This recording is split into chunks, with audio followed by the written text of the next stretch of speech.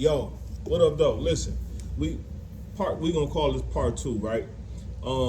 We just did a nice a full episode with my man Saginaw Jeff, but me and my man CB, we gonna address a topic about parents with murdered children. And like we always say, man, a parent is never supposed to bury their child. You know what I mean? But unfortunately, in today's climate, in our community, we got this thing against each other to where it's like we rather turn the guns on each other than to love on one another, man, and try to help each other and lead into the right direction in which a man should do, a man and a woman. But my man had a situation, and we asked him would he feel free to share, and he won't mind sharing. So, you want to share your story, brother? Yeah, I'm Saginaw Jeff again, and back in part of my story, back in 2016, I had 8 years clean, and my son got murdered, and that's the feeling I don't want to wish on anybody. And, Right. and out of all the reservations, I never dealt with a reservation of losing a child, and that affected me so tough. I went back to the old Saginaw Jeff, and the bottom line, I ended up using again, self-medicating again. Right. And even though it didn't last but maybe a weekend, I came right back in, and I was devastated. But that's the day I deal with it.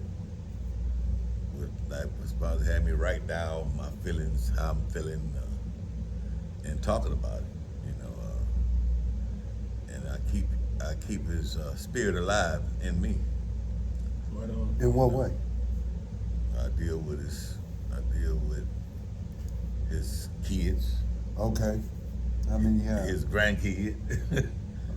He got 3 kids. Okay. So When you said a grand. yeah, being in their life. Daughter, son. I got a great grandbaby. Okay. Yeah, and being around them, sometimes I'll be around them, I see him, and sometimes I look in the mirror, I see him. Yep. Right. Yep. So in all, how since it's going on what? 7 years. 7 years. How you been dealing with I that? got 7 years clean, cause I knew how happy he was when I quit using, and that really brought me back after, I had a moment of clarity and said Jeff his name was Jeff too. He would not want me out here doing this again. Right. He was so ecstatic that I stopped using.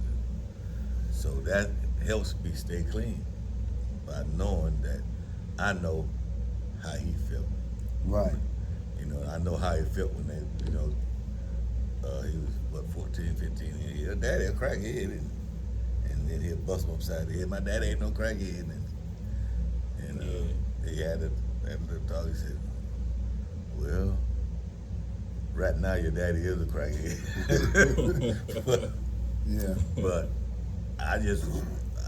we were just brutally honest with each other, Right. So But after I stopped, I said I'm an ex-crackhead. Ain't no crackhead no more. There you go. Right. Right. Today I do responsible stuff. I pay my bill. Okay. I take care of my responsibilities, and that's But would you say all I could do. that anger don't? That's That right. that's a blessing to be where you at now, because that anger, I know losing a child, Yeah, I don't know how I feel, and I don't wish it on nobody.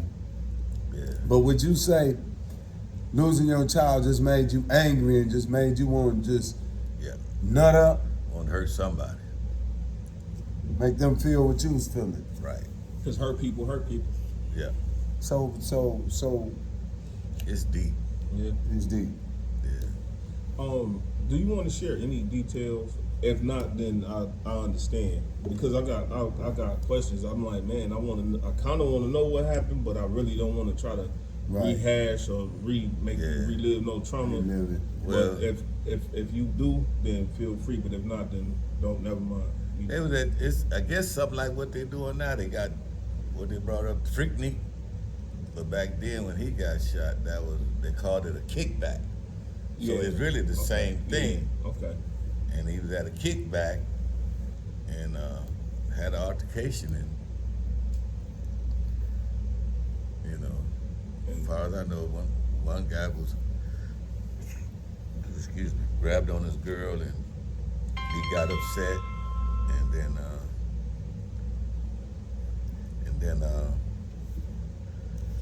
one thing led to another. Him and that guy got in an argument, and another guy come around and shot him dead in the face. So it basically, that situation sounds like it stemmed from someone disrespecting him. Right. Yeah. And it sounds like, let's be real about it, anyone else probably would have responded the same way. Mm-hmm. But he used to be the type that kind of stuff would bother him. I don't know. Maybe had too much to drink or something like that. Heighten his emotions. Yeah. Right. Because that stuff wouldn't bother him. Man, so this is my thing, man. It's like we got this thing like with our people, with us, black people in our community. Yeah.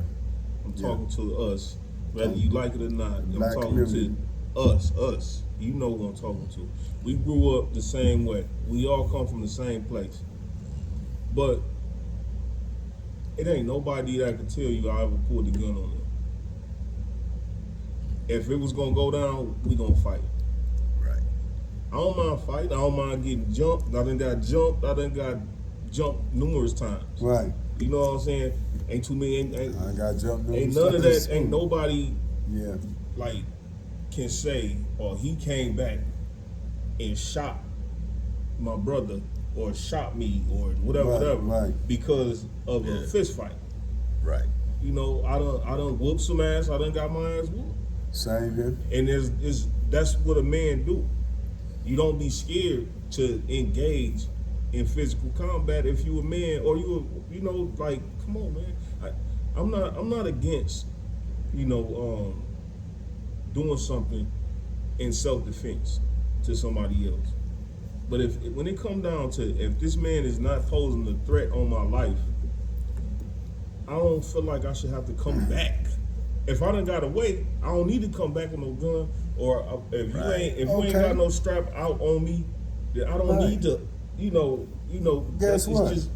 Our community would be a better, safer place if they did like we did, grew up. Yeah. Just go on and fight it out. You got a disagreement, fight out what we was right back cool later on that day. Yep.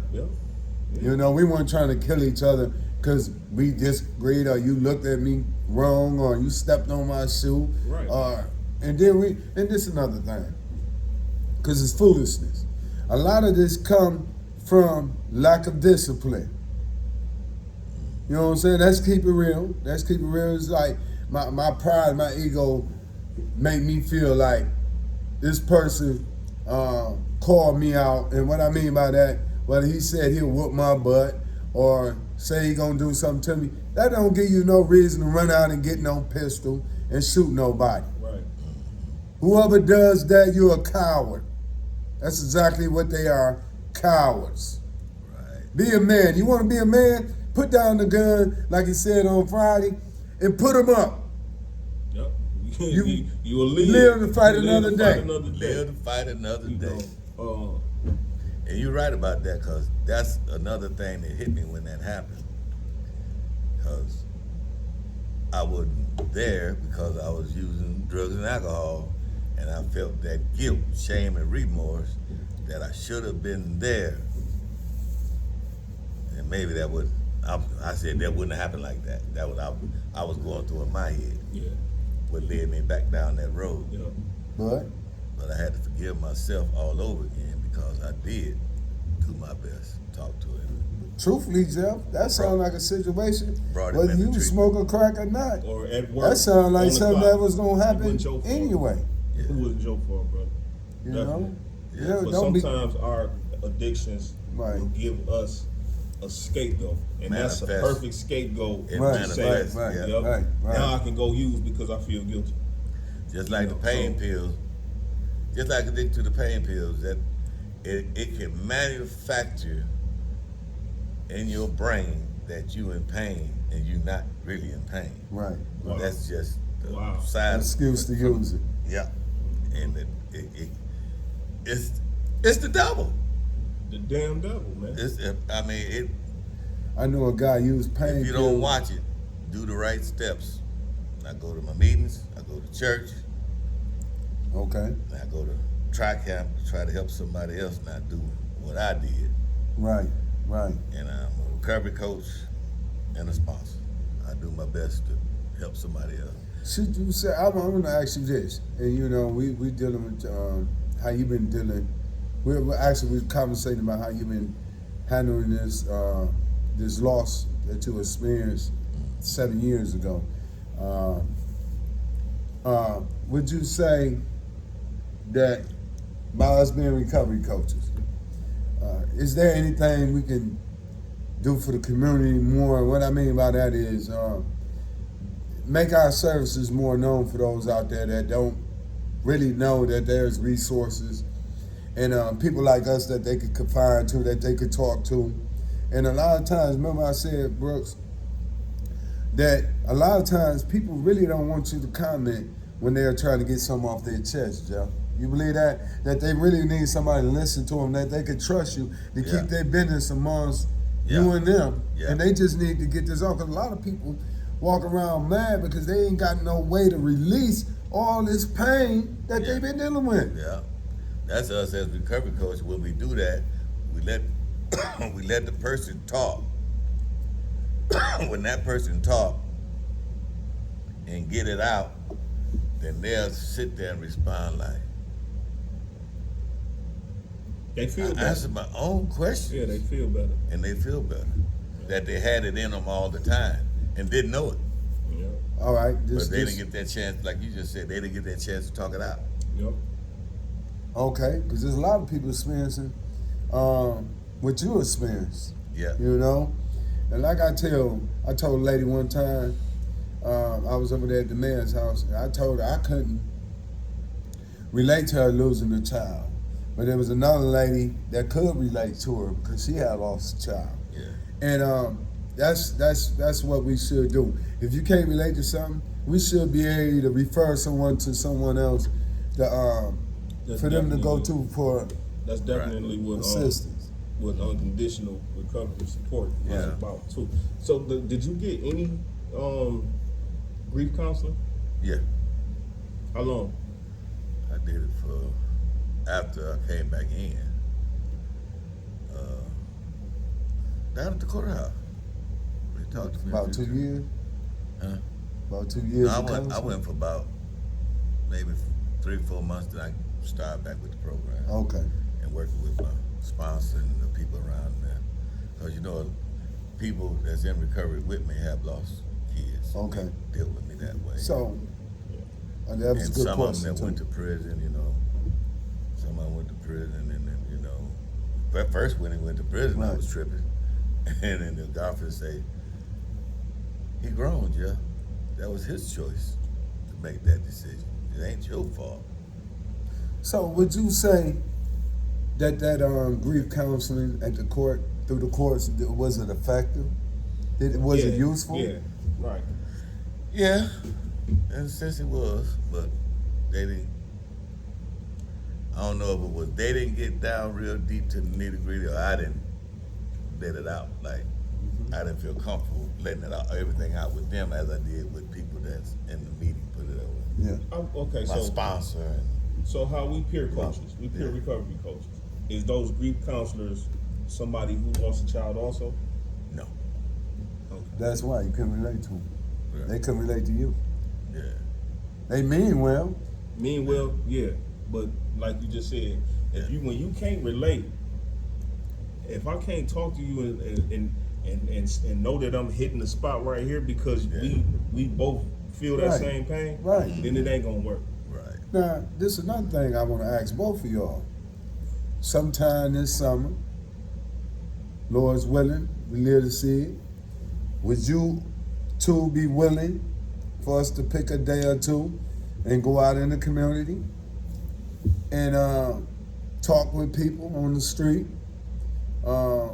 seeing how can we assist them in their needs, any resources we can help them find, or because a lot of people don't reach out because They don't know. right, and Or some they're of them ashamed. are they're ashamed. Exactly. Maybe we can go out there and talk to them, bring it to them. Right. Bring it to the table. We're gonna bring it to the streets. It's the fact. It's the part that, like you just said, they don't know where they're ashamed, and that's why that was one of my big reasons, bro, for us to even start doing this, because our people in the community do not even know the level of help that it is out here for them, and the amount of support from your own community that you wouldn't even realize that you got. It's like in the recovery community, it's like some of the realest people. You're gonna run into your fakes and your snakes. You're gonna run into them everywhere. Like you said, like my man said, keep your grass cut and just, watch for the snakes, because they everywhere. You'll never get rid of them. But in the recovery community, bro, you will never come and be judged to the point where you feel like you gonna ever regret trying to get some help. If you feel like you want to get some help and you want to step out of that chaos and that madness, you right here, bro. Right here, you can reach out to any one of us, man. You can reach out to anybody. It's always meetings. Don't they got an app? Yeah, an hour. Yeah, it's an app. You can look it up. I forgot the name of it, but yeah, I gave them a. yeah. So when people leave tri-cap, Okay. they take a picture of it and show them what all the meetings are. Yeah, it's like a little them little we'll share it down in the thing. But yeah, man, if you ever want some help, Just man, hit the comment box. Yeah, We'll get it to you. Trust me, it's not as bad and it's not as ostracizing as you might think, man. It ain't nothing wrong with getting some help. Yeah, and that brings me, so that'll be something you two wouldn't mind doing? Yeah. Me and listen, I'm gonna tell you, at the office today, me and Corey Pritchard was talking about that earlier. Corey. He got a article that he sent me that he was doing about kids and violence with guns. Right. So, no silence for gun violence. Okay. So he sent it to me. I was reading it. I got to finish reading it, and he said that he wanted to do something like that too. Okay. I told him, I was like, why not? Yeah, why not all of us put our heads together? Instead of us doing stuff separately, we can get together as a community and set an example to the young black people in the community. Yes, I say young black people in the community. Instead of going against each other, get with each other. Right. I guess because it got to start somewhere, and we got to show them an example, bro. We have to show them an example that it's okay to link up. You ain't got to be ops all the time.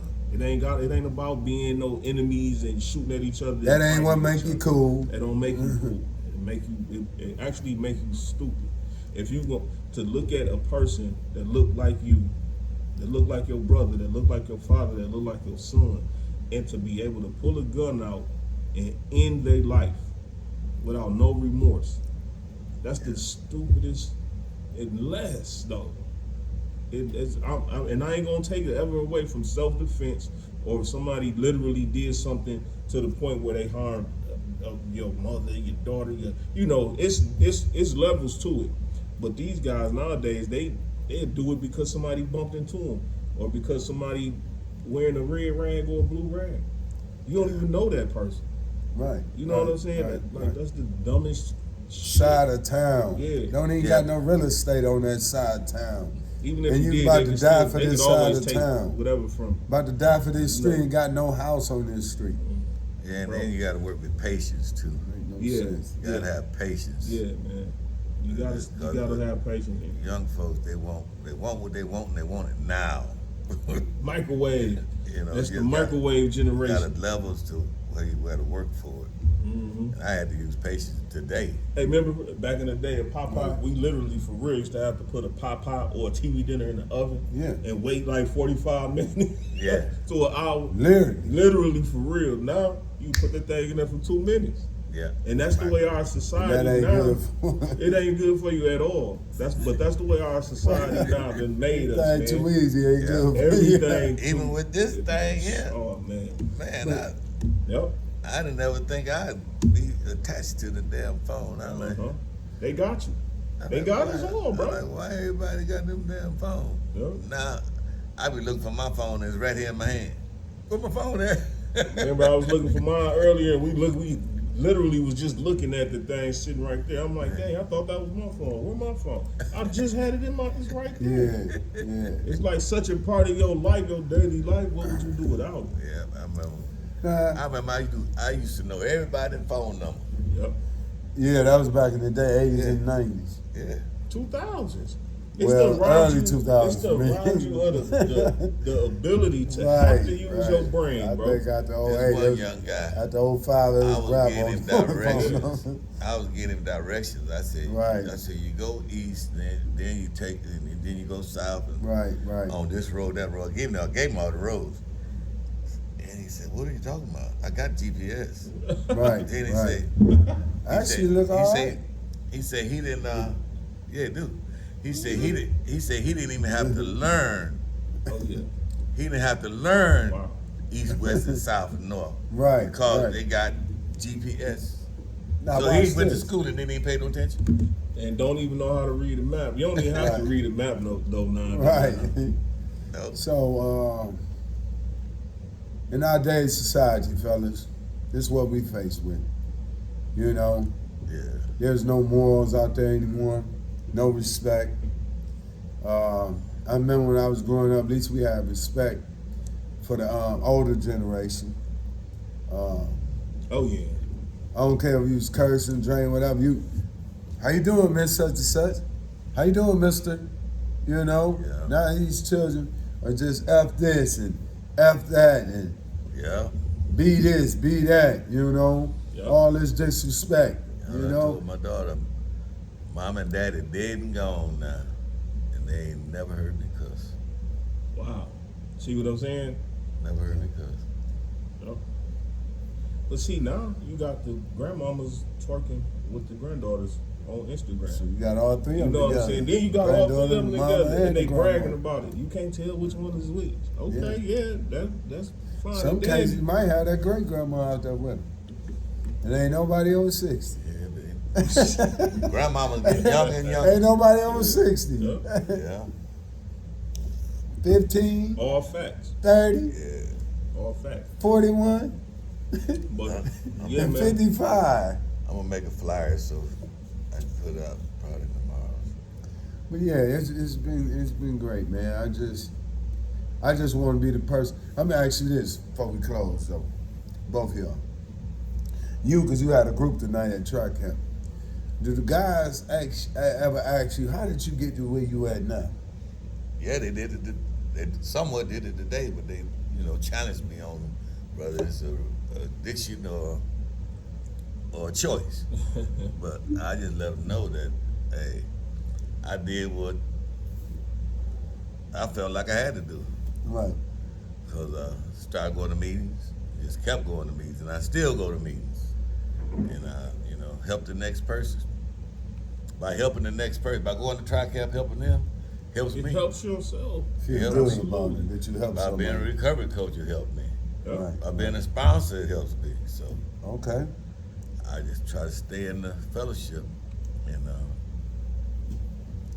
even stuff when I go to church and listen to Pastor, that's Pastor Smith at Mount Olive. Right. I But he listen. sending shout Hey, out. I listen to him, man, and when he be talking, I be like, was thinking the same thing. Yeah, bro. That's And when you know then- you're on the right track, man. Yeah, You know you're doing the Yeah. right thing, man. Yeah. Listen, What about you? Well, say your thought then. no, go ahead. I was just asking you about, do they ask you, when you at the recovery house or a meeting or over there at track camp, how did you get where you at? Because a lot of people, they want to change, but they don't, all right, I'm going to say this, then you can talk on it. The women, I did the women's group tonight over there, and I told them, ain't nothing going to happen overnight. And Right. if you do, you got blessed. But I say it's a process. It's gonna look like things ain't going your way, and another problem might occur. I say, but trust me, trust the process. That when you going in the right direction, everything will fall in place. Because we already know what it is going that direction. We keep bumping our heads in. Let's go and try a new way. The way I ain't never went, the way I feel like I should go. I say that's the way. That's where that good job at. But you might get a job that you don't even like. Yeah, this one guy is because You know. I've been out for off work for a while, but I put in for General Motors, and I got called. I shared at the meeting. I got called, and how did you do that? And I got this from Greg Nickelback, but Greg Right. gone now. But I like, well, did you put the application in? No. That's why he ain't called you. You gotta put the application in. Put your application in, and then they Faith might without call you. works is dead. Say that again, bro. Faith without works is dead. God damn. You want a job, you got to put an If application you in. want to hit the place lottery, you in. got to play the numbers. Put the application in. You get blessed with something to eat, you got to go in there and cook it. So check it out, man. Real quick, because this is going to be another half that Okay. fast. So, they asked me that. Yeah. As far as where I came from and how, you know what I'm saying, how I am where I am today. Which really, to be honest with you, like I tell them, it's about personal growth and development, bro. You have to really start with the small things. You gotta look past the flaws that you got in trouble for, that you in tri-cap, whatever you in here for. You gotta look past that and don't live in that mistake. You Right. gotta realize that this here is temporary. When you get out, you got a life that you got to live. Right. Y'all got families. Yeah. You know what I'm saying? Y'all got people to take care of y'all, and I mean people that y'all need to take care of. That's probably taking care of y'all while y'all in here. So y'all, you know what I'm saying? Like Right. you gotta have them type of conversations with them. Like don't worry about trying to make it to the mountaintop right now. Right. Worry about the small stuff. You You're set right. short-term goals for yourself. Right. You know, don't make it so overwhelming to where it's gonna seem like you would never get there. You You right. know what I'm saying? That's why So, you got to make all them small goals, like you make said. small goals, bro. Like As them steps. from A to B, not from A to Z. Yeah. It don't work that way. A to B. Yeah, you Then know, from B to C. from B, yeah. Each small step is all gonna lead to the same goal in the end. And then I told my man earlier in the meeting at Saginaw Psych, bro. I told him that. He said he asked me that question too. Wow. Well, so what I told him is this, bro. I said we all blessed with a responsibility from our higher power.